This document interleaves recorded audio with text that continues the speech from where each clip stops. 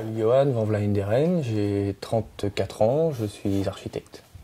Alors j'ai choisi de faire partie du réseau des volontaires de la NRS en 2004 suite à une campagne de publicité.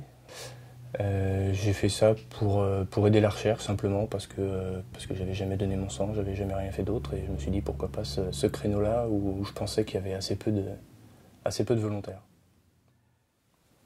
Hormis le fait de vouloir donner de ma personne, c'est vrai que j'avais dans mon entourage à l'époque une personne séropositive et ça m'a aussi un petit peu convaincu à participer et à donner de moi.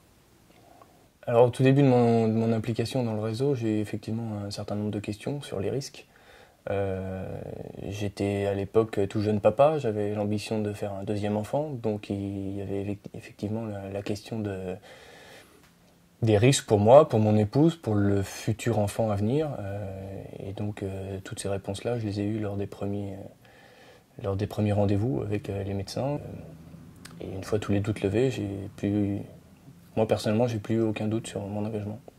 Mon épouse n'a pas été du tout inquiète au sujet de ma participation à cet essai parce que on s'est posé la question au départ si c'était elle ou moi. Il s'est avéré que c'est moi qui y suis allé pour des raisons de maternité à venir. Et donc elle m'a fait complètement confiance et elle a suivi les explications des médecins et les miennes. Pendant toute la durée de l'essai, j'ai absolument pas changé mon train de vie quotidien. J'ai continué à manger normalement, j'ai une sexualité normale. Il n'y a absolument rien changé, il n'y a aucune contrainte particulière liée à l'essai. Il n'y a aucun risque à rentrer dans le réseau des volontaires, c'est uniquement une question de don de soi, de générosité. Moi personnellement, le jour où on aura trouvé un vaccin pour le sida, je serai assez fier d'avoir participé à ça.